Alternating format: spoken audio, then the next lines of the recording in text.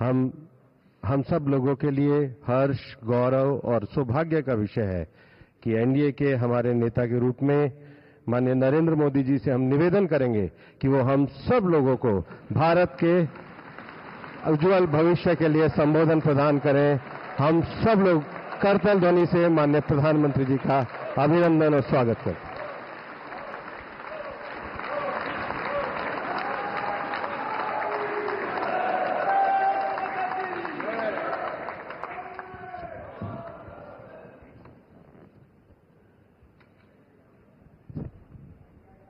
भारत माता की, भारत माता की।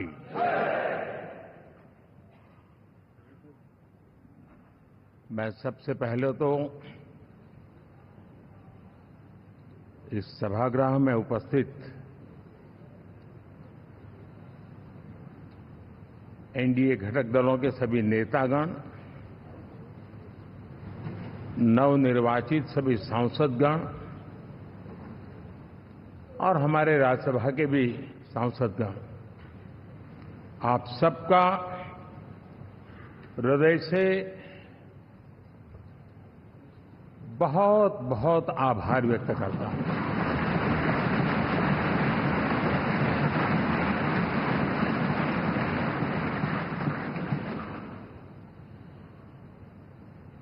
मेरे लिए खुशी की बात है कि इतने बड़े समूह को आज मुझे यहां स्वागत करने का अवसर मिला है।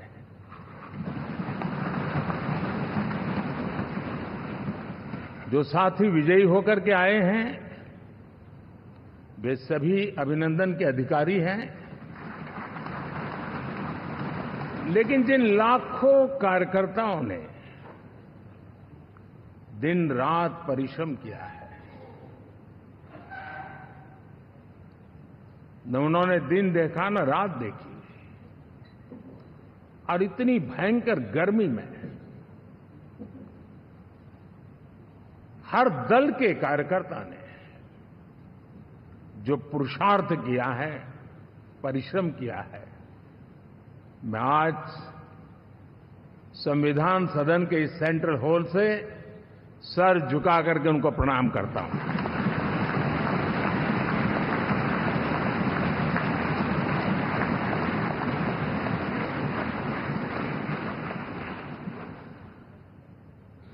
साथियों, मेरा बहुत सौभाग्य है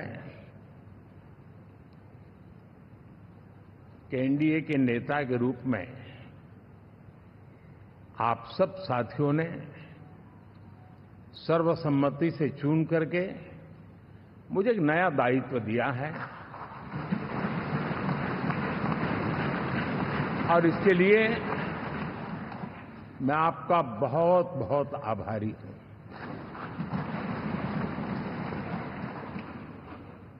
व्यक्तिगत जीवन में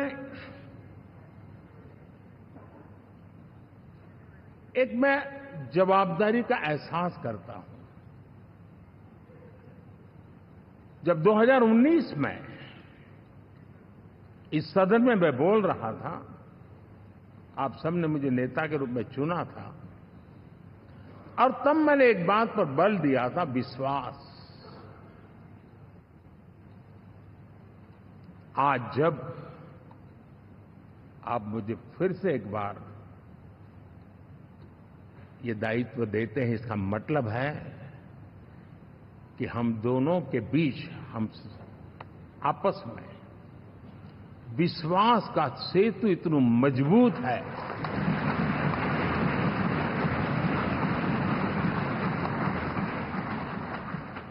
ये अटूट रिश्ता विश्वास की मजबूत धरातल पर है, और ये सबसे बड़ी पूंजी होता है। और इसलिए ये पल मेरे लिए भावुक करने वाले भी हैं, और आप सबके प्रति जितना धन्यवाद करूं उतना कम है।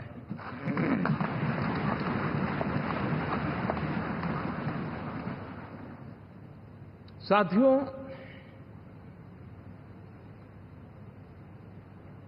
बहुत कम लोग इन बातों की चर्चा करते हैं, शायद उनको सूट नहीं करता होगा, लेकिन हिंदुस्तान के इतने महान लोकतंत्र की ताकत देखिए कि एनडीए आज देश में 22 राज्यों में लोगों ने उनको सरकार बनाकर के सेवा करने का मौका दिया।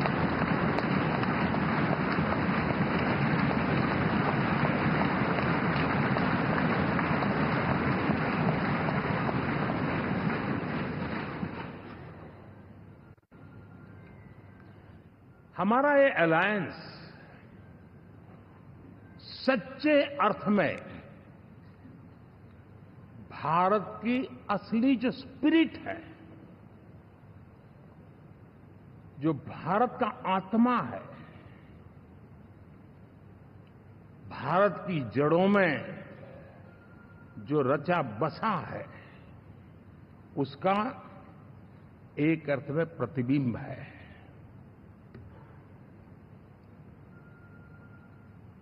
और मैं इसलिए कह रहा हूं कि थोड़ी नजर करें, हमारे देश में 10 ऐसे राज्य जहां हमारे आदिवासी बंधुओं की संख्या प्रभावी रूप से है, निर्णायक रूप से है, जहां इस आबादी आदिवासियों की ज्यादा है।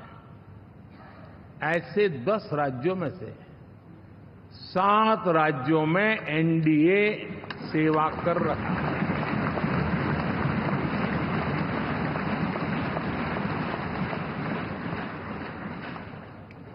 साथियों, हम सर्वपंथ संभाव के हमारे संविधान को समर्पित है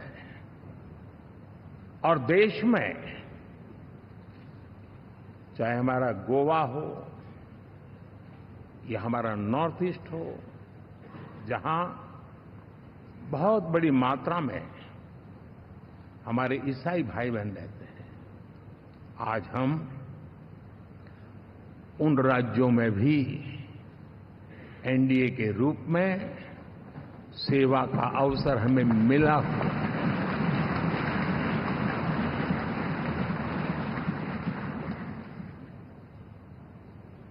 साथियों, प्री पोल अलायंस हिंदुस्तान के राजनीतिक इतिहास में और हिंदुस्तान की राजनीति में गठबंधन के इतिहास में प्री पोल अलायंस इतना सफल कभी भी नहीं हुआ है जितना कि एनडीए हुआ।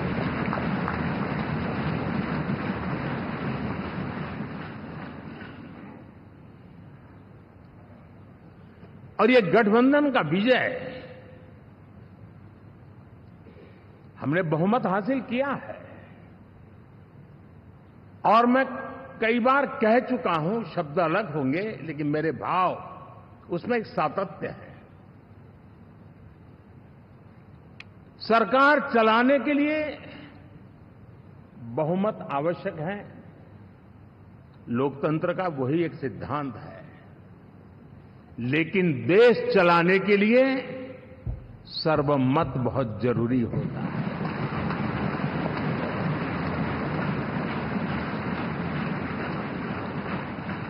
और मैं आज देशवासियों को यहां से विश्वास दिलाना चाहता हूं कि आपने जिस प्रकार से हमें बहुमत देकर के सरकार चलाने का सौभाग्य दिया है, ये हम सबका दायित्व है कि हम सर्वमत का निरंतर प्रयास करेंगे और देश को आगे ले जाने के लिए हम कोई कोर कसर नहीं छोड़ेंगे।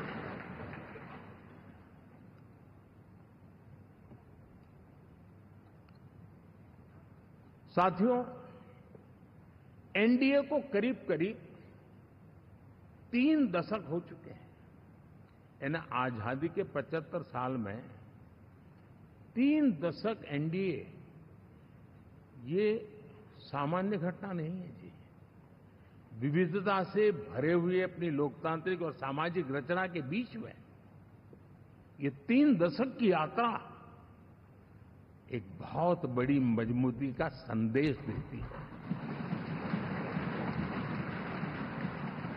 और मैं आज बड़े गर्व के साथ कहता हूं कि किसी एक समय वो था कि संगठन के कार्यकर्ता के रूप में इस अलायंस का हिस्सा था, व्यवस्थाओं से जुड़ा रहता था, और आज सदन में बैठ करके आपके साथ काम करते करते मेरा भी नाता इससे 30 साल का रहा है।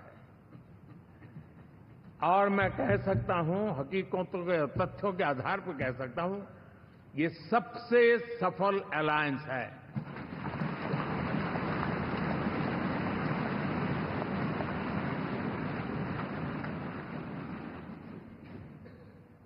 हम गर्व से कह सकते हैं कि 5 साल का टर्म होता है।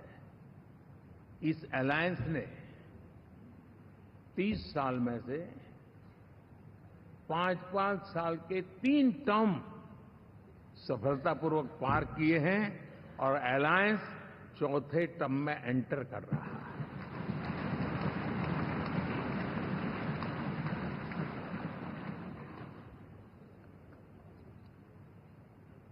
साथियों, इस बात को जो राजनीति के विशेषज्ञ हैं, अगर मुक्त मन से, मुक्त मन शब्द बहुत महत्व का है, वे सोचेंगे तो पाएंगे कि एनडीए ये सत्ता प्राप्त करने का या सरकार चलाने का कुछ दलों का जमावड़ा नहीं है। ये राष्ट्र प्रथम की मूल भावना से नेशन फर्स्ट के प्रति कमिटेड वैसा ये समूह है। और 30 साल का लंबा कालखंड शुरू में शायद असेंबल हुआ होगा, लेकिन आज मैं कह सकता हूं कि भारत के राजनीतिक व्यवस्था में एक ऑर्गेनिक अलायंस है।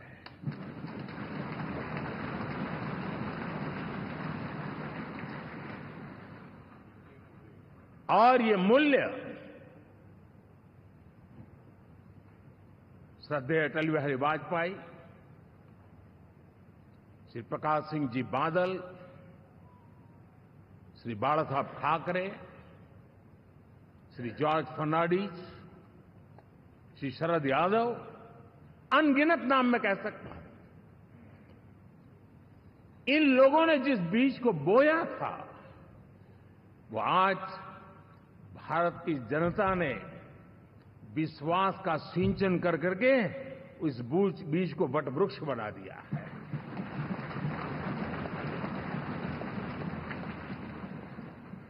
और हम सबके पास ऐसे महान नेताओं की विरासत है और हमें इसका गर्व है। बीते 10 वर्षों में हमने एनडीए की उसी विरासत, उसी मूल्यों को लेकर के निरंतर आगे बढ़ने का और देश को आगे बढ़ाने का प्रयास किया है। जैसे मैंने कहा, मुक्त मन से राजनीति के विश्लेषक अगर विश्लेषण करेंगे तो देखेंगे कि एनडीए का जो लोग दिखते हैं ना, उसमें एक कॉमन चीज नजर आती है और वो है गुड गवर्नेंस। इन सबने अपने अपने समय में, अपने अपने कार्यकाल में जब जब जहां सेवा करने का मौका मिला है, गुड गवर्नेंस इस देश को दिया है। और इस प्रकार से एनडीए एक प्रकार से,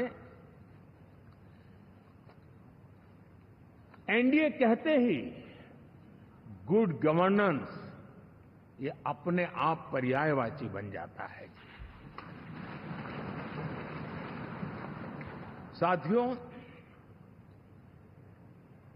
हम लोगों के सभी के कार्यकाल में, चाहे मैं गुजरात में रहा हूं या बाबू हमारे आंध्र में रहे हो या नीतीश जी ने बिहार के लिए भरपूर सेवा की हो, हम सबके अंदर केंद्र बिंदु में गरीब का कल्याण केंद्रस्थ रहा है।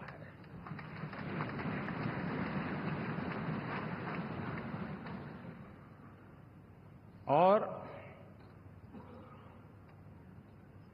देश ने एनडीए के गरीब कल्याण के, गुड गवर्नेंस के 10 साल को देखा है। इतना नहीं, मैं कह सकता हूं देश ने इसे जिया है।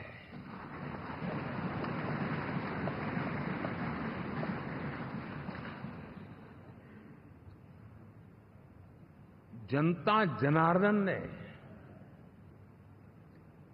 सरकार क्या होती है, सरकार क्यों होती है, सरकार किसके लिए होती है, सरकार कैसे काम करती है, इसको पहली बार अनुभव किया है। वरना जनता और सरकारों के बीच में एक खाई की व्यवस्था ही बनी हुई थी। हमने उसको पाट दिया है। हमने सबका प्रयास का मंत्र देश को नई ऊंचाई पर ले जाने के लिए चरितार्थ करके देखा है। साथियों, एनडीए सरकार में हम अगले 10 साल में, मैं बहुत जिम्मेवारी के साथ कह रहा हूं, अगले 10 साल में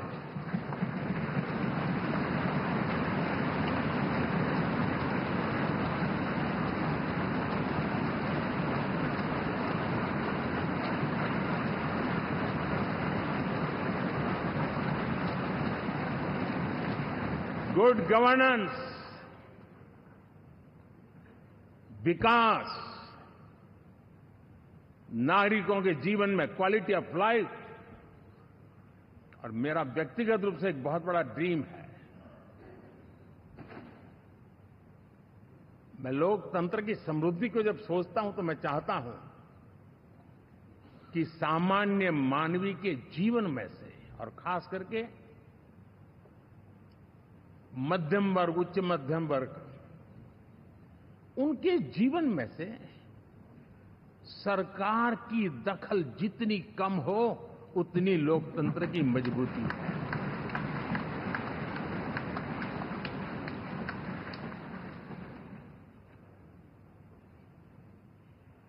और आज के टेक्नोलॉजी के युग में बहुत आसानी से हम, वरना एक दिन में 10 काम हो तो 10 अलग अलग वो सारी चीजें मांगेंगे। हम बदलाव चाहते हैं। गुड गवर्नेंस का ये भी एक महत्वपूर्ण पहलू है। लेकिन हम विकास का नया अध्याय लिखेंगे, गुड गवर्नेंस का नया अध्याय लिखेंगे, जनता जनार्दन की भागीदारी का नया अध्याय लिखेंगे, और सब मिलकर के विकसित भारत के सपने को साकार करके रहेंगे।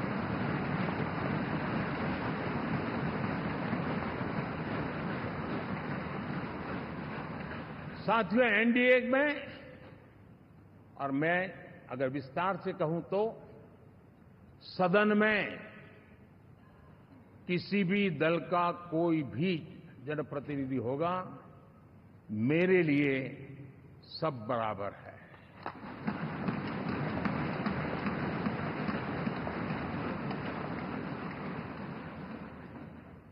जब मैं सबका प्रयास की बात करता हूं तो मैं सदन में भी, चाहे वो लोकसभा हो या राज्यसभा हो, हमारे लिए सब बराबर है। और यही एक भाव है जिसके कारण 30 साल से एनडीए अलायंस मजबूती के साथ आगे बढ़ा है। अपना पराया कुछ नहीं है। सबको गले लगाने में हमें कभी कोई कमी नहीं रखी है। उसी का परिणाम है कि जनता का विश्वास भी जीत पाते हैं। साथियों, हमने 2024 में जिस टीम भावना से काम किया है और ग्रासरूट लेवल पे किया है, सिर्फ फोटो ऑप करना, नेता मिलकर के हाथ हिलाएं और फिर तुम्हारे रास्ते में मेरे रास्ते, ऐसा नहीं। ग्रासरूट लेवल तक सबने मिल करके ये जो काम किया है और उसी ने हमें ऑर्गेनिक अलायंस का सामर्थ्य दिया है।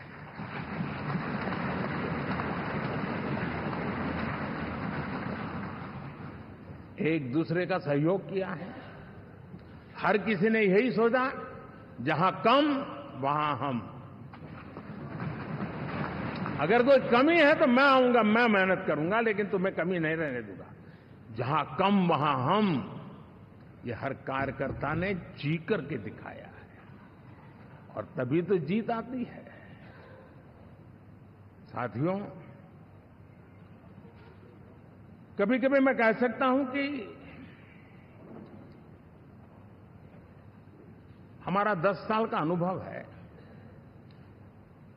भारत के हर क्षेत्र का और भारत के हर नागरिक का जो एस्पिरेशंस हैं, रीजनल एस्पिरेशंस हैं, वे और नेशनल एस्पिरेशंस, इसका एक अटूट नाता होना चाहिए। इसके बीच में हवा तक गुजर न सके, इतना जुड़ाव होना चाहिए, तब देश आगे बढ़ता है।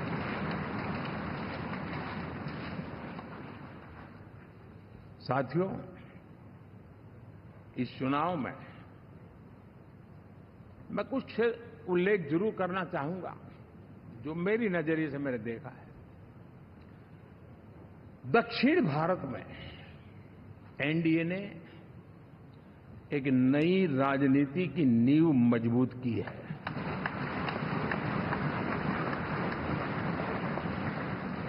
अब देखिए, कर्नाटक एंड तेलंगाना, अभी अभी तो इनकी सरकारें बनी थी, लेकिन पल भर में ही लोगों का विश्वास टूट गया, भ्रम से लोग बाहर आ गए और एनडीए को गले लगा दिया। कर्नाटक और तेलंगाना में दोनों जगह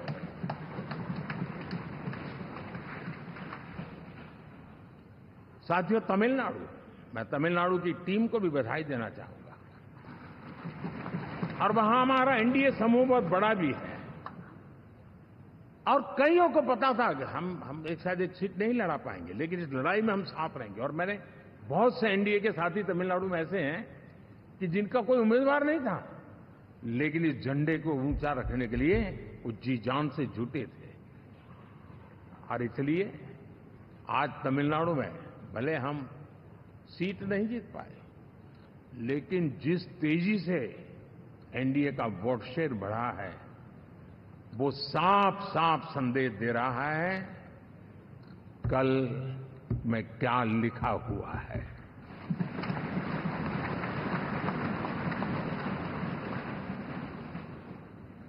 साथियों, पुडुचेरी हो, केरला, हमारे सैकड़ों कार्यकर्ताओं के बलिदान हुए हैं। यूडीएफ हो या एलडीएफ हो, शायद हिंदुस्तान के राजनीतिक जीवन में इतना जुल्म एक विचारधारा को लेकर के जीने वाले लोगों पर हुआ होगा तो सिर्फ मैं कह सकता हूं केरल में हुआ है। जम्मू कश्मीर से भी ज्यादा हुआ है। उसके बावजूद भी सामने कहीं विजय नजर नहीं आता था। उन्होंने परिश्रम की पराकाष्ठा में कभी पीछे नहीं रहे, पीढ़ियां खपा दी। और आज पहली बार संसद में केरल से हमारा प्रतिनिधि बन के आया।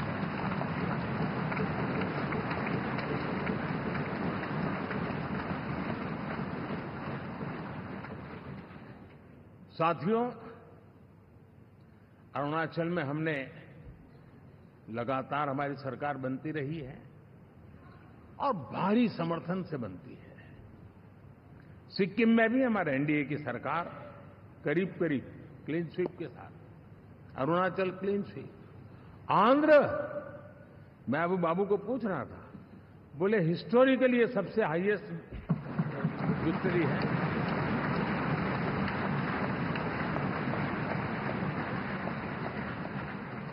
और ये जो यहां दिखता है ना पवन, ये पवन नहीं है, आंधी है।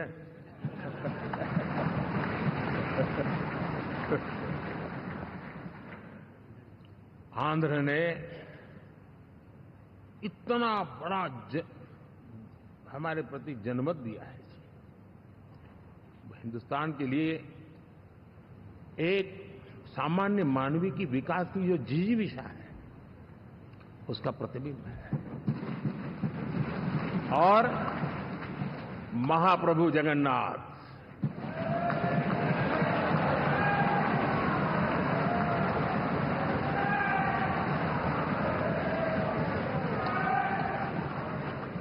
और मैंने अनुभव किया हमेशा। मैं हमेशा मानता हूं ईश्वर के अनेक रूप होते हैं, लेकिन जब मैं भगवान महाप्रभु जगन्नाथ जी को याद करता हूं तो मैं हमेशा मानता हूं ये गरीबों के देवता है।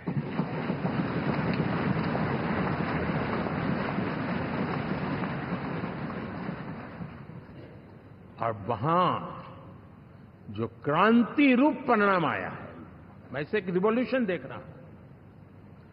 और मैं इसके साथ कह सकता हूं कि विकसित भारत का हमारा जो सपना है, आने वाले 25 वर्ष, पहले मैंने 10 साल कहा था, यहां मैं 25 साल कह रहा हूं, आने वाले 25 साल महाप्रभु जगन्नाथ जी की कृपा से उड़ीसा देश की विकास यात्रा के ग्रोथ इंजन पैकी एक होगा।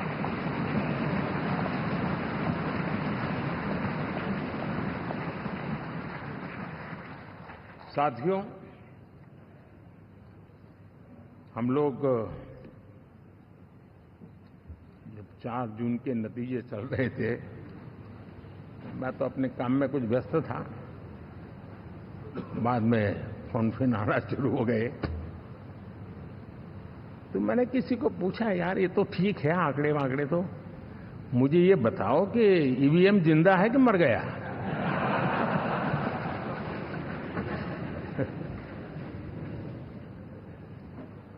क्योंकि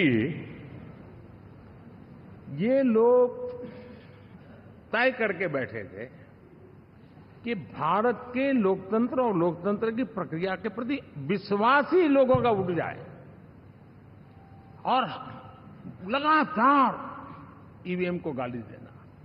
और मुझे तो लगता था कि शायद इस बार वो ईवीएम की अर्थी क्या जुलूस निकालेंगे, लेकिन 4 जून शाम आते आते उनको ताले लग गए, ईवीएम ने उनको चुप कर दिया।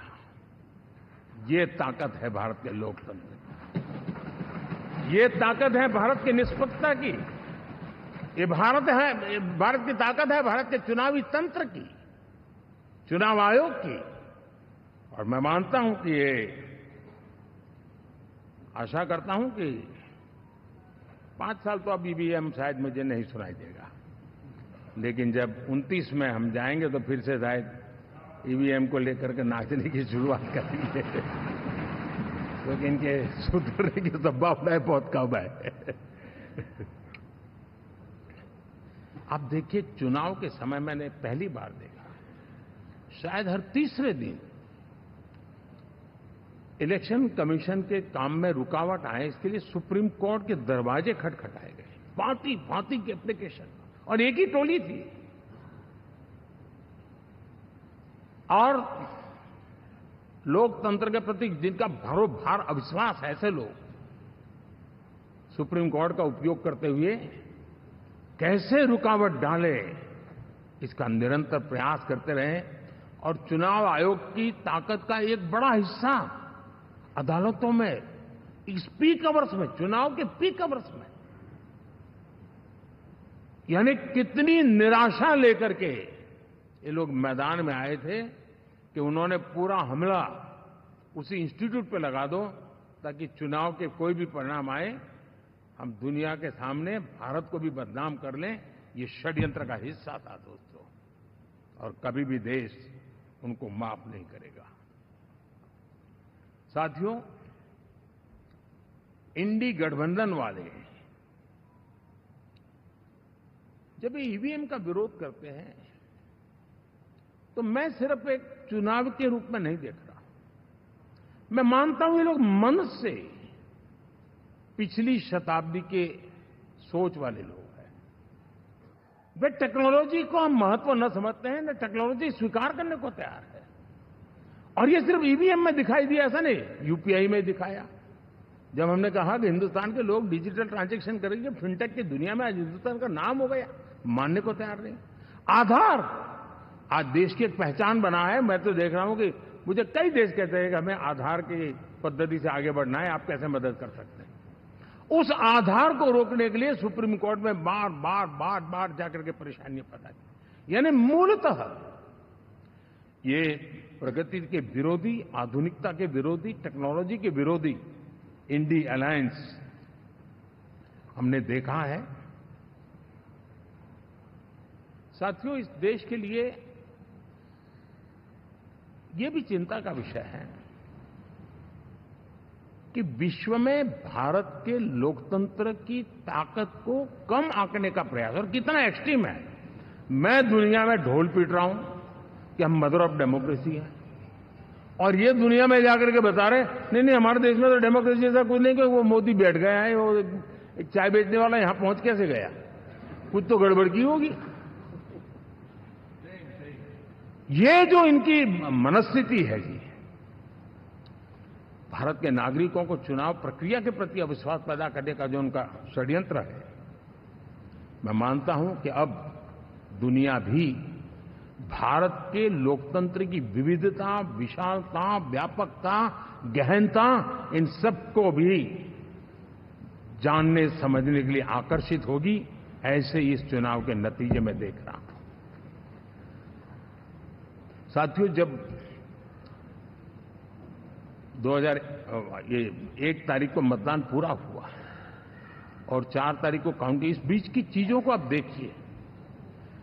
योजनाबद्ध तरीके से देश को हिंसा की आग में झोंकने का बयान दिए जाते थे। यहां इकट्ठे होना, यहां पहुंचना, यहां करना। कुछ लोग इस चीज को गंभीर नहीं लेते हैं, लेकिन ये बहुत गंभीर है। आप भारत के लोकतंत्र को, पहले उसकी व्यवस्था को अनादर करते हो, अब परिणाम आने से पहले एक ऐसा माहौल बना दो कि बस आग लगा देंगे। हर प्रकार से उन शब्दों का अर्थ यही निकलता है कि उन्होंने देश को उस दिशा में ले जाने का प्रयास किया था। लगातार देश को गुमराह करने का प्रयास किया गया, देश के लोगों को बांटने का प्रयास किया। अरे, चुनाव एक ऐसा लोकोत्सव होता है कि ज्यादा से ज्यादा लोगों को हम जोड़े, तोड़ने के लिए नहीं होता है। लेकिन हर प्रकार से कोशिश यही की गई है। साथियों, मैं मानता हूं कि 2024 के लोकसभा के चुनाव के जो नतीजे हैं, हर पैरामीटर से देखेंगे, दुनिया ये मानती है और मानेगी कि ये एनडीए का महाविजय है।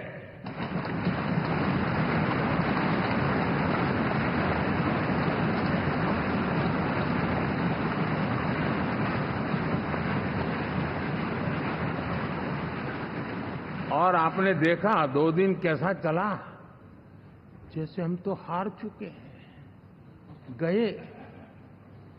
सब चारों तरफ यही दिखता था, क्योंकि उनको अपने कार्यकर्ताओं का मोरल हाई करने के लिए ऐसे काल्पनिक परेड ये करने पड़ रहे हैं। और साथियों, गठबंधन के इतिहास में अगर आंकड़ों के हिसाब से देखें तो ये सबसे मजबूत गठबंधन की सरकार है।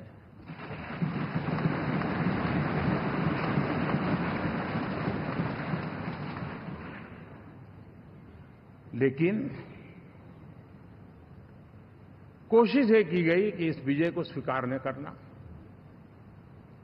उसको पराजय के छाया में डुबो कर रखना, लेकिन उसकी ऐसी चीजों की बाल मृत्यु हो जाती है और हो भी गई। लेकिन देशवासी जानते हैं कि न हम हारे थे न हम हारे हैं।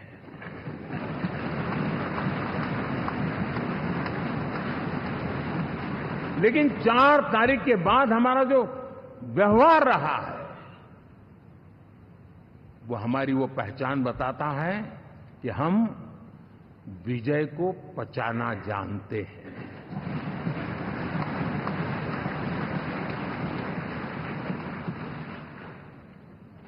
हमारे संस्कार ऐसे हैं कि विजय की गोद में उन्माद पैदा नहीं होता है और न ही पराजित लोगों के प्रति उपहास करने के हमारे संस्कार हैं। हम विजय को भी पचाते हैं और पराजित का भी उपहास करने की विकृति हम नहीं पालते। ये हमारे संस्कार हैं। अब किसी भी बालक को पूछो कि भाई लोकसभा के चुनाव के पहले सरकार किसकी थी, तो कहेगा एनडीए। 24 के नतीजों के बाद सरकार किसकी बनी, एनडीए। फिर हारे कहां से भाई? पहले भी एनडीए थी, आज भी एनडीए और कल भी एनडीए है।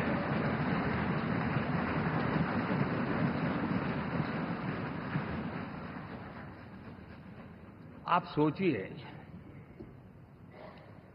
10 साल बाद भी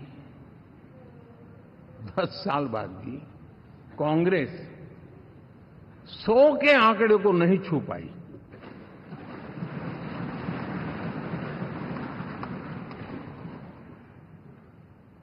और अगर मैं 14, 19 और 24 3 चुनावों को जोड़ करके कहूं, कांग्रेस के 3 चुनाव जोड़ूं, तो इन 3 चुनावों में जितनी सीटें मिली है उससे ज्यादा हमें इस चुनाव में मिली है।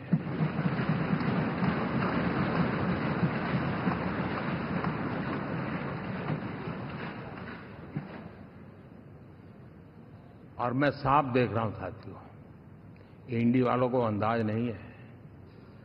वे धीरे धीरे पहले तो डूब रहे थे, अब तेज गति से ये गर्त में जाने वाले हैं।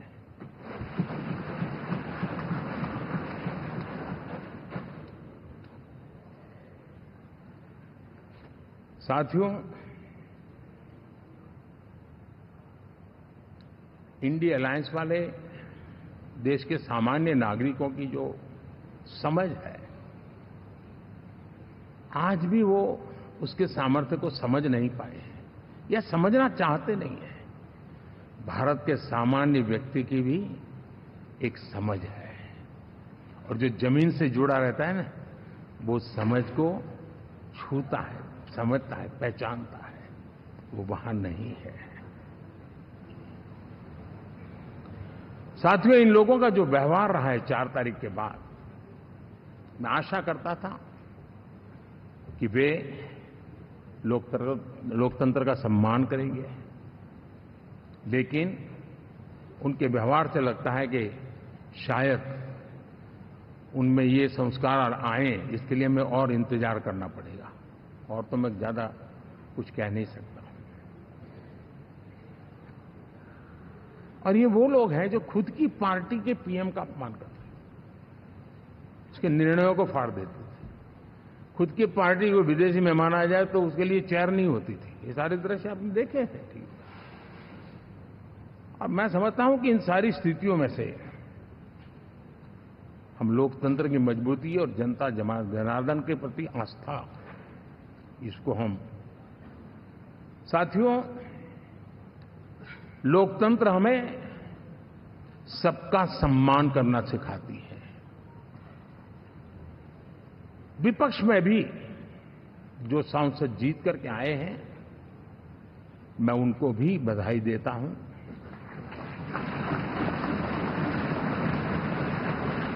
और मैं पिछले 10 वर्ष में एक चीज मिस कर रहा था कि debate, participation, quality of debate मैं मिस कर रहा हूं। लेकिन मैं आशा करता हूं कि अब इस नया जो सदन बना है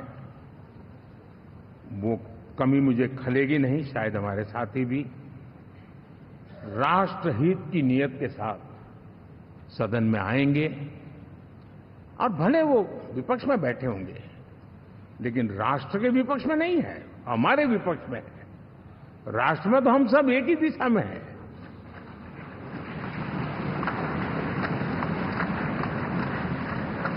राष्ट्र में हमारा कोई पक्ष विपक्ष नहीं है। राष्ट्र में तो हम 140 करोड़ है। और मैं आशा करता हूं कि वो राष्ट्रहित की भावना को लेकर के सदन में आएंगे और सदन को समृद्धि देने में वे कुछ न कुछ योगदान करेंगे। साथियों, 24 का जनादेश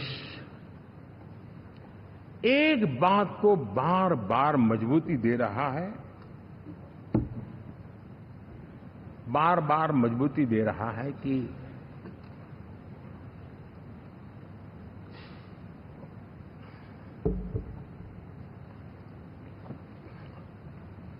देश को आज के वातावरण में सिर्फ और सिर्फ एनडीए पर ही भरोसा है।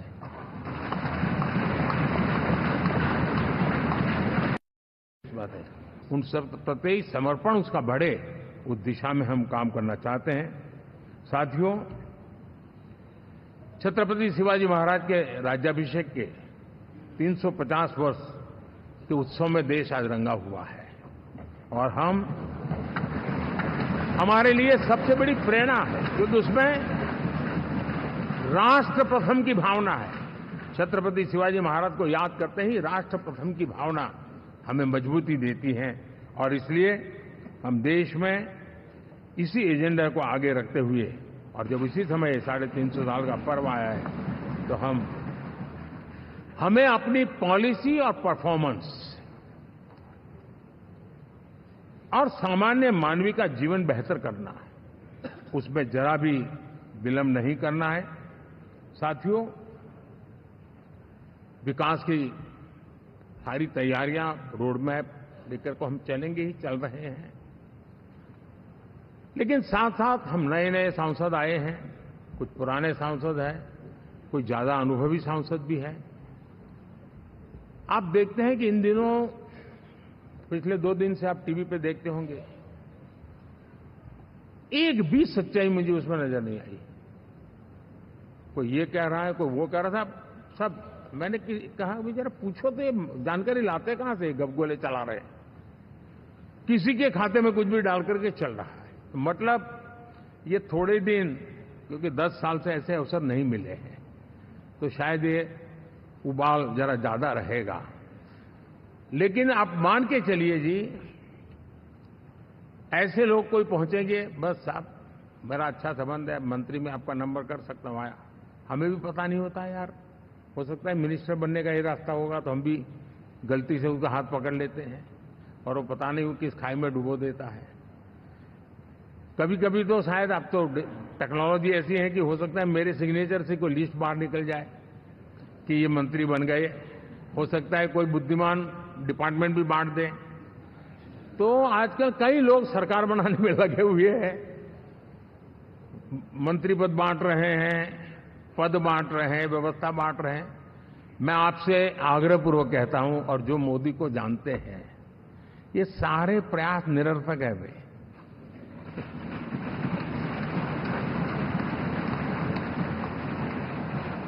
आप भी किसी का फोन आ जाए तो 10 बार वेरीफाई कीजिए कि जिसने फोन किया है वो सचमुच में अथॉरिटी है। अदरवाइज कोई भी कहे भाई आपका नाम हो गया है, सुबह परिवार को बुला लीजिए, शपथ समारोह में आना है, हो गया।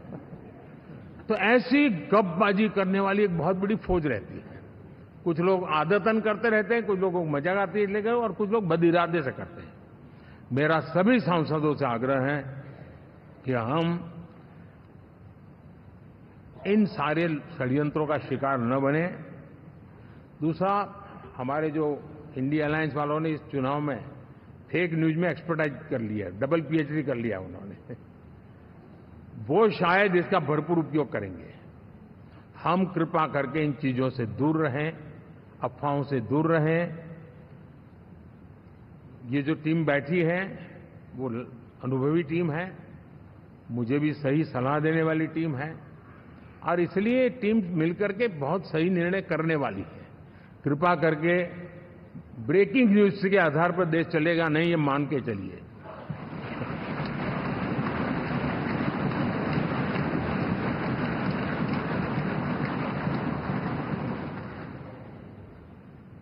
साथियों, विकसित भारत का संकल्प लेकर के हम चले हैं।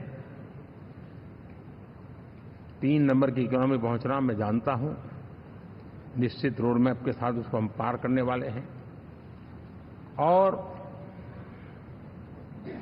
मैंने पहले भी कहा था कि मेरा पल पल देश के नाम है, मेरा पल पल आप लोगों के नाम है।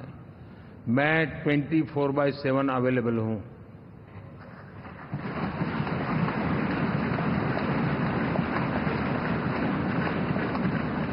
हमें मिलकर के देश को आगे बढ़ाना है।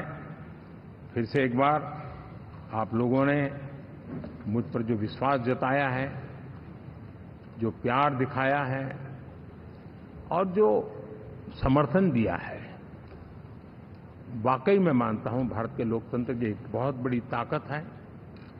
मैं जितना आपका आभार व्यक्त करूं उतना कम, और मैं विश्वास दिलाता हूं कि मैं आपकी आशा अपेक्षाओं को पूरी करने में, परिश्रम करने में कोई कमी नहीं रखूंगा।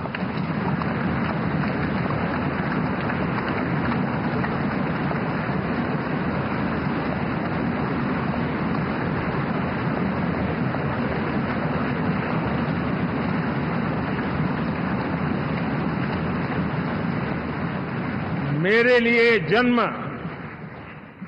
सिर्फ और सिर्फ वन लाइफ वन मिशन, और वो है मेरी भारत माता।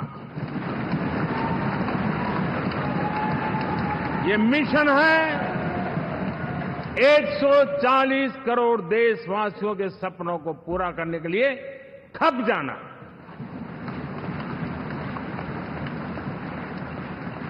ये मिशन है 140 करोड़ देशवासियों को 1000 साल की मुसीबतों से जो गुजरी हुई पीढ़ी दर पीढ़ी है, उसे मुक्ति दिला करके सम्मान के साथ विश्व में मेरा हर देशवासी दुनिया उसे देखे तो उसका मन कर जाए, काश ये हिंदुस्तान का है, अरे नजर मिल जाए तो अच्छा होगा। ये मैं स्थिति पैदा करना चाहता हूं। उसका मन लालायित होना चाहिए, हिंदुस्तानी है, अरे यार जरा हाथ मिला लूं, कुछ एनर्जी मुझे भी आ जाए। मैं देश को इस ऊंचाई पर ले जाना चाहता हूं। और साथियों, मुझे पक्का विश्वास है आपका साथ, आपका सहयोग, आपका अनुभव बहुत बड़े परिणामों की संभावनाएं लेकर के आया है। लोकसभा का ये गठन उन सभी आकांक्षाओं को पूरा करेगा। मैं फिर एक बार आप सबका हृदय से बहुत बहुत धन्यवाद करता हूं।